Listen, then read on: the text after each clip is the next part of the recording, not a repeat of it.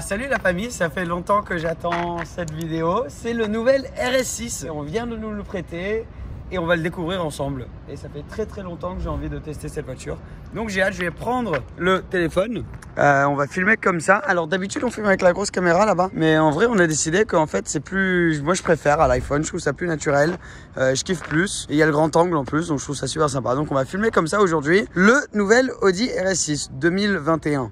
Même si on est en 2020. Mais c'est vrai que 2020, c'est une année qu'on préfère ignorer. Donc, on va dire 2021. Tout noir. Alors, celle-ci nous vient de la part de Johnny de Stars Monte Carlo. Donc, énorme merci. Donc, Stars Monte Carlo, c'est un concessionnaire ici, les gars. J'en ai beaucoup parlé dans d'autres vidéos. Et ils ont pris la RS6 et elle est déjà vendue. Avant qu'elle arrive, ou je crois le jour même qu'elle est arrivée au concessionnaire, elle était vendue. Ils en ont déjà commandé une autre. Je crois que celle-là est presque vendue. Donc, en ce moment, très dur à trouver. Elles sont en train de vendre dans tous les sens, ces voitures. Donc, très cool. Et je comprends exactement pourquoi. Quand elle est sortie, elle a fait un buzz de ouf. Et je la trouve très réussie. Non seulement d'un point de vue esthétique, mais aussi juste l'intérieur, les boutons, etc. Il y a quelques trucs que je vais vous parler. Et ensuite, on va la conduire. Ça va être mes premières impressions. C'est ça que j'aime bien en vrai à travers ces vidéos. C'est vraiment, on apprend ensemble. Là, je viens juste de la voir pour la première fois. Et on va faire un petit tour. Alors, la première chose qui te choque quand tu la vois en vrai, c'est la taille des jantes. Je crois que c'est des 22 pouces. Incroyable ces jantes. Le design aussi qui donne l'impression qu'elles sont encore plus grandes que les 22 pouces. Donc, c'est ce qu'on appelle un diamond cut. Donc, noir là dans l'intérieur de la jante. Et après, un peu alu brossé sur l'extérieur. Très beau. Alors celle-ci full black pack, donc tout est complètement noir autour. Donc là, autour des vitres, t'as les vitres teintées. La seule chose qui n'est pas noire, du coup, ce sont les rétros. C'est traditionnel de chez RS, de Audi, d'avoir les rétros en alu comme ça. Super beau. À l'avant aussi, tout noir. La calandre avant complètement noire. Là, la plaque, on l'a juste mis là temporairement parce que vu que la voiture va partir dans pas trop longtemps, on voulait pas faire des trous sans la permission du futur proprio. Il y a du coup aussi Audi, le logo en noir. Alors ils ont changé plusieurs choses à l'extérieur, donc la voiture, on va parler un peu plus du moteur etc quand on est dedans. Ouais, mais bon, mécaniquement, beaucoup de choses ont changé, même juste esthétiquement. Les nouveaux phares qui sont très puissants. Ça, j'ai cliqué la clé dans ma poche sans faire exprès. La nouvelle calandre avant, elle est un tout petit peu plus basse on dirait. Il y a un peu moins de distance entre le pneu et la carrosserie de la voiture, donc ça donne un look un peu plus agressif. Et franchement, je trouve que c'est très réussi. C'est un peu plus carré à l'avant qu'avant. C'était très arrondi avant sur la dernière génération. Là, c'est un peu plus carré. Franchement, très belle. Il y a un petit aileron là qui ressort au-dessus de l'arrière de la voiture. Et les nouveaux phares à l'arrière qui sont instantanément reconnaissables et les échappements noirs énormes sorties d'échappement. Alors tu peux voir là, tu as des valves. Quand tu es en mode dynamique, les valves sont ouvertes. Et là aussi, fini en noir. Alors, rentrons à l'intérieur. Donc, je vais juste vous montrer aussi un des points forts de la RS6. Donc RS6, bien sûr, voiture mythique pour avoir énormément de puissance. Celle-ci, juste en dessous de 600 chevaux, 591 chevaux, mais tout en étant super pratique. Donc ça, c'est une option. C'est pour tenir les choses, pour que si tu as envie de conduire comme un fou furieux, tu peux en ayant des trucs dans le coffre sans que ça bouge trop. Le coffre est énorme. Tu peux baisser les sièges arrière pour qu'ils soient complètement à plat. Donc niveau praticalité, toujours pareil. Très pratique. Tout électrique, bien sûr. Tu peux avoir l'option aussi d'avoir un motion sensor. Pas sûr si celle-là, là ou pas. Mais en gros, tu passes ton pied en dessous de la voiture. Je crois qu'il faut qu'elle soit ouverte. Je suis pas sûr. Tu passes ton pied en dessous comme ça et après ça s'ouvre. Bon, peut-être qu'elle a pas. On va essayer une dernière fois. Non, elle a pas. Ah oui, elle a. Ouais, et après, attends, est-ce que ça ferme si tu le refais? Non. Ok, bon. Voilà, ça c'est sympa. Puis tu as les places arrière. Donc bien sûr, une 5 places. Donc tu as tes places arrière avec ces surpiqûres qu'on va revoir à l'avant de la voiture qui sont juste magiques aussi. Désolé pour le sac qu'on a là. Tu as ce faux carbone un peu gris. Ça honnêtement, je suis pas si sûr. Je trouve, bon, c'est pas moche, mais je suis pas un énorme fan des finitions. Bon, très beau, assez simple à l'arrière. Tu as un petit écran ici pour tout ce qui est ta clim. Tu as 2 prises USB aussi. Sympa, mais tu as surtout aussi ce toit panoramique qui est énorme. Donc à l'avant là et à l'arrière. Et ça fait un grand changement à l'intérieur. Alors rentrons la place conducteur, parce que c'est quand même là que tout le fun se passe. Tu as un autre bouton pour ouvrir le coffre. Le coffre, tu peux l'ouvrir dans 56 manières différentes. Tu as un autre bouton là.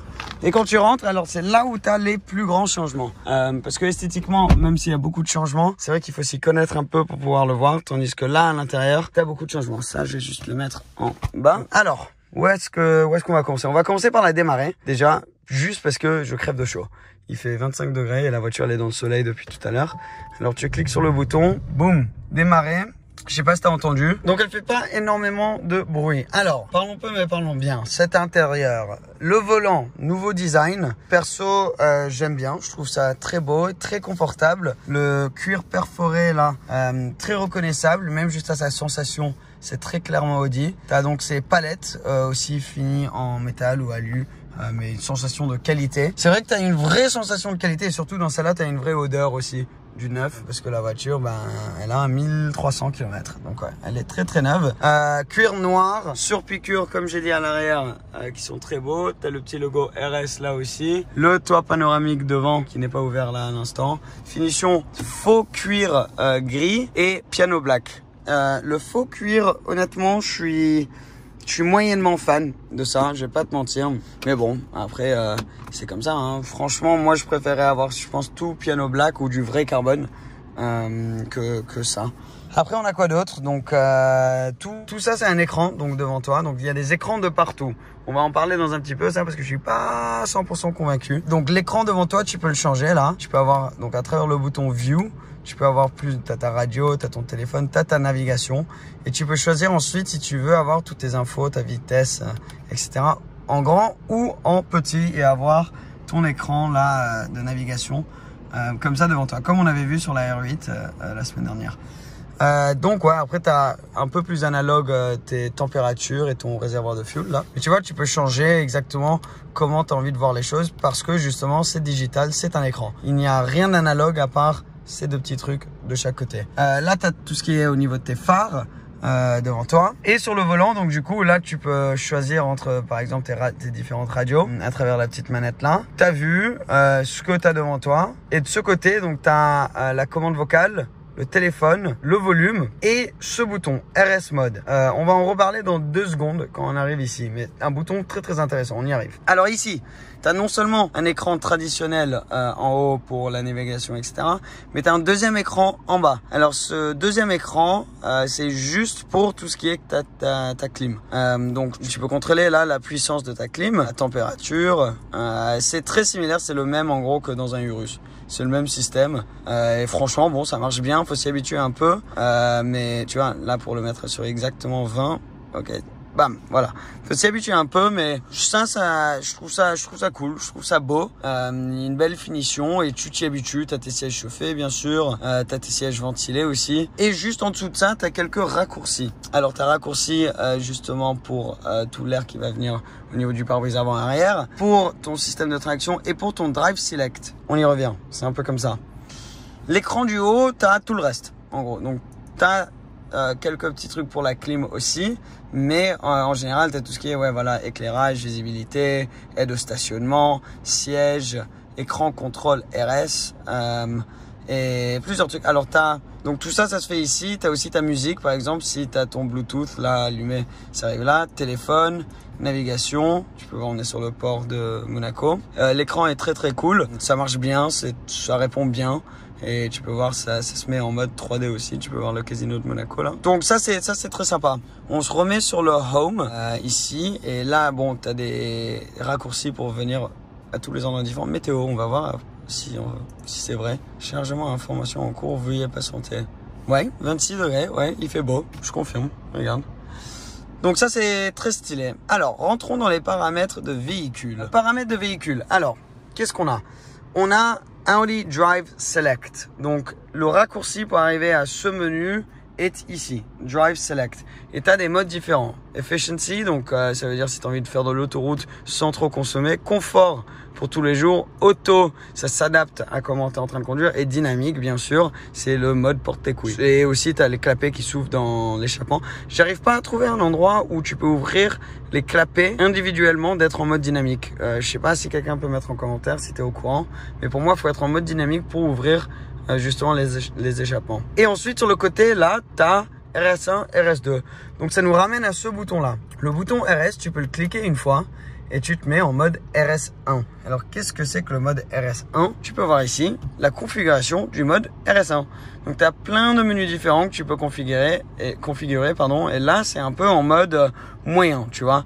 Tu as propulsion, suspension équilibrée, direction, son, moteur marquant, mais quattro équilibré. Donc, c'est un peu entre mode confort et mode dynamique. tu peux recliquer pour mode RS2. Déjà, tu as vu que le tableau de bord a changé un peu dans une config plus course. Là, on n'a plus de traction. Et si on se met là, tu peux voir que justement, tout est en mode le plus sportif possible. Ça, c'est toi qui peux configurer tes deux modes RS. Et ce bouton ici, c'est un raccourci pour y accéder. Alors oui, c'est compliqué. Je suis sûr quand tu y arrives, tu arrives à bien fonctionner le truc. Tu vois, tu as un raccourci là, tu as un deuxième raccourci là. Il faut passer 3 menus pour y arriver, etc. Moi, perso, j'ai du mal. Je trouve que c'est plus sympa quand tu as juste des boutons ici. Par exemple, pour ouvrir les clapets de l'échappement, j'arrive pas à trouver. Je sais pas si c'est juste moi qui est bête, mais non, moi je préfère juste avoir un bouton physique. Là, boum, tu cliques et l'échappement il est ouvert. Là, devoir faire boum, véhicule, Audi Drive Select, dynamique, etc. Je trouve ça un petit peu chiant. Donc, d'où est le concept du RS Mode. Mais après, le RS Mode, faut le configurer. C'est un peu beaucoup. Je suis un peu plus analogue, d'où le fait d'avoir une Scuderia. Mais ouais, c'est très beau, c'est très bien fait. Je respecte la technologie, mais c'est pas à mon goût perso. Alors, qu'est-ce qu'on a d'autre? Là, tu peux mettre tes verres. Tranquillou, il y a beaucoup de place. Et là, oui, justement, il n'y a pas beaucoup de place. Mais tu peux charger ton iPhone. Et tu as carte SIM, carte SD et 2 prises USB aussi. Donc, tu as 4 prises USB avec celle qu'on a vue derrière aussi. Bon, voilà pour l'intérieur. Bien sûr, ton bouton Start-Stop. Et ah oui, ça, c'est très, très cool. Ça, c'est donc tes caméras, donc caméra de recul, là pour le coup c'est à l'avant de la voiture. Et mais tu as des caméras de partout. Donc tu peux choisir tes angles, tes différents angles. Alors là tu vois, ça te met vers l'avant de la voiture. Tu peux mettre au-dessus, derrière, en mode grand angle. Là c'est chaque roue avant, chaque roue arrière. Donc ça c'est pratique quand tu es en train de te garer. Ou mon mode préféré c'est le mode 3D. Et le mode 3D, regarde, tu peux littéralement tourner autour de la voiture et voir exactement à quel point tu es proche. Là, accessoirement de la mer, on n'est pas trop proche, donc ça passe. Mais ouais, c'est très très sympa. Pareil, ça vient, la technologie, on l'avait vu la première fois sur le russe, mais très sympa si tu as envie de te garer. Alors ce bouton ici, c'est juste pour tes aides au conducteur, si tu as envie de les avoir à fond, en mode individuel ou réduit, comme ils appellent ça, basique. Mais ouais, on va laisser en maximum juste au cas où. Mais voilà pour l'intérieur de la RS6. Je pense qu'il est temps que je demande à Erwan de rentrer dans la voiture. On va partir rouler un petit peu. Bon, pour rouler en ville, on se met dans quel mode? Attends, faut juste que je me rappelle. Drive, est-ce que c'est là? Attends, non, ferme ça. On fait ça. Ça marche pas. Confort. Bon, on commence en confort et après on se met en dynamique, ok? Il y a la clim qui fait un peu de bruit. Attends, je vais mettre... Tu veux ton siège ventilé, Erwan? Quelle question? Allez. Alors, bon, tu sens que premières impressions, c'est une grande voiture, hein. Tu le sens. Elle est large à l'avant, elle est longue. Waouh, le volant, c'est tellement léger. Regarde, je peux... Regarde, un doigt.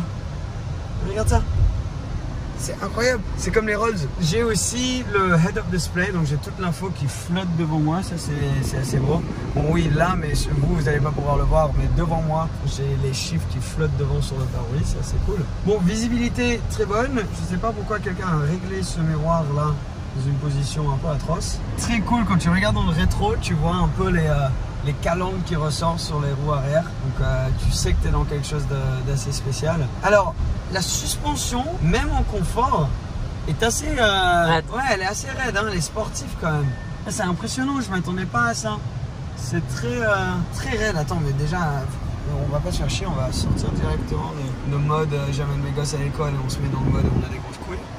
Alors, dynamique, voilà. Ah, t'as entendu direct? Ouais. Fais voir le bruit. Comment je mets en... Ok. Là, on est en mode manuel. Si j'enlève la clim, comme ça on peut entendre un peu. Ah oui, pas mal.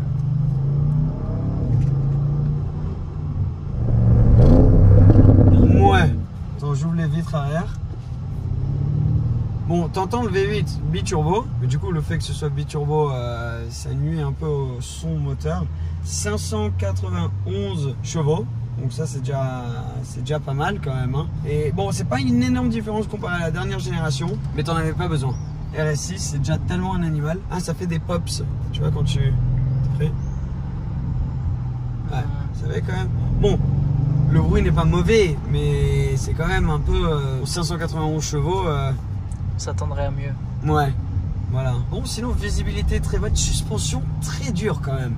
Pour une voiture que tu es supposé utiliser tous les jours, la suspension est quand même assez raide. Elle freine très bien et des fois avec des freins céramiques, t'es pas en ville, les freins céramiques peuvent être un peu raides et imprévisibles. Ceux-là sont très bien. tu les sens venir, ça freine très bien vu la taille aussi des disques, c'est pas étonnant. Ah ouais, il y a de la puissance. Hein. Dès que tu appuies, c'est parti, c'est un vaisseau spatial le truc. Mais ouais, et... Ouh, 918. Le tableau de bord à l'intérieur, en vrai, tu remarques pas trop que c'est pas analogue quand tu roules juste comme ça. Ah, regarde, ça te donne ton pourcentage de puissance et de coupe que tu es en train d'utiliser. Là, si j'accélère un peu, ouais, bon, t'as vu, même en accélérant un peu, j'ai utilisé 11%. C'est-à-dire que t'as largement assez, quoi. C'est vrai que, bon, on va essayer de voir là si on commence à tourner un petit peu. Mais c'est vrai que tu sens que tu as du poids quand même derrière. Et même en mode dynamique, le volant, je le trouve juste un petit peu trop léger. Ouais, je sais pas, moi, bon, je suis peut-être un peu... J'ai 11 ans, ok, on se met tous d'accord, j'ai 11 ans et demi. Mais est-ce que je suis peut-être un peu old school quand ça arrive aux voitures? Je sais pas, mais on dirait, hein, parce que pour moi, là, le volant, c'est une des choses qui nuit le plus à l'expérience. Le fait qu'il n'y a aucun poids.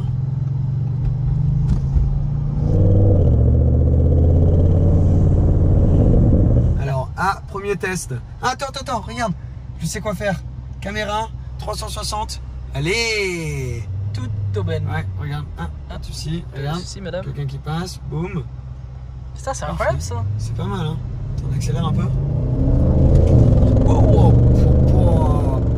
Je peux te dire exactement combien j'utilise. J'ai utilisé 48%. Et ça pousse, hein. Attends, on va faire une petite. Est-ce qu'il y a quelqu'un derrière? Non. On tente un petit. Ah ouais, ça pousse quand même. Hein. Ah ouais, ça pousse fort. Et ça freine très fort aussi. Ah oui. C'est ok.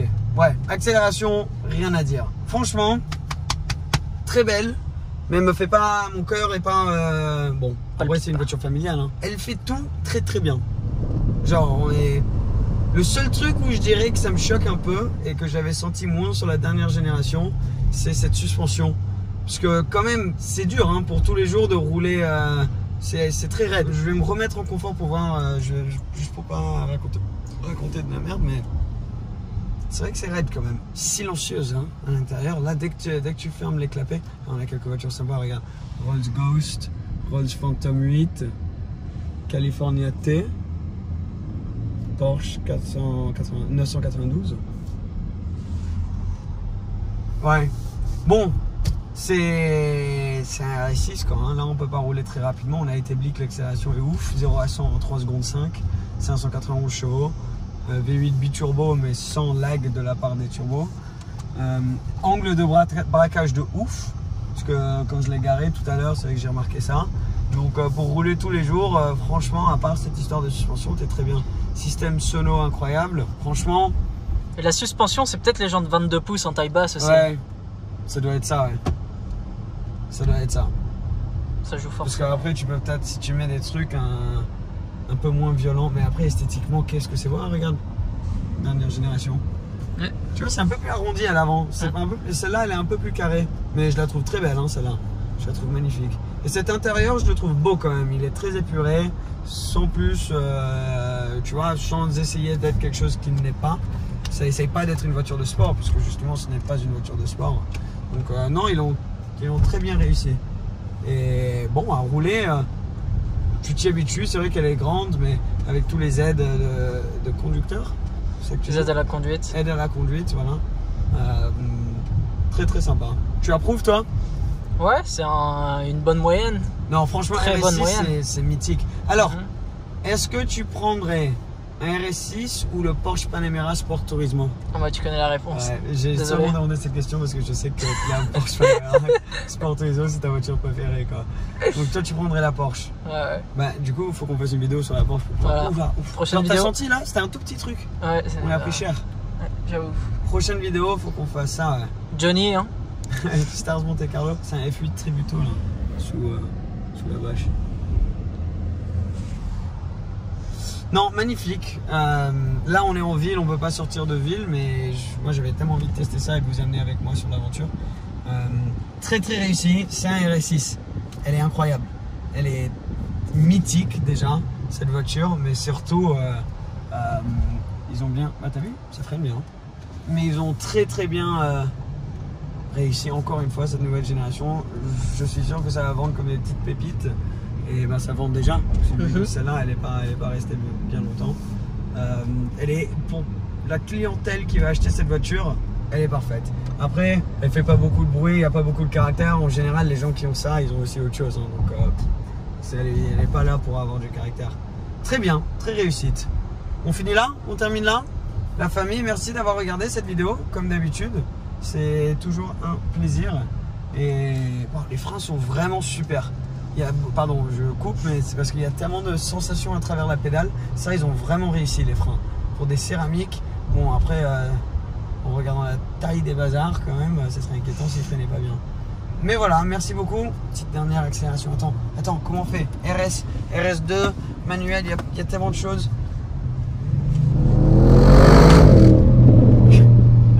Ah, incroyable. T'es prêt? 3, 2, 1. C'est très violent, c'est très violent. Waouh. Ah, c'est impressionnant. Mais je sais pas si je suis plus impressionné par les freins, vu que quand même elle freine violemment et c'est une voiture qui pèse tellement que d'arrêter un bolide comme ça, faut le faire, ou par l'accélération. Bref, on était en train de dire quoi? Ah oui, au revoir. À la prochaine la famille. J'espère que vous avez kiffé. Et bah faut qu'on se trouve une Porsche Panamera Sport Turismo maintenant. Hein. Exactement. Ciao.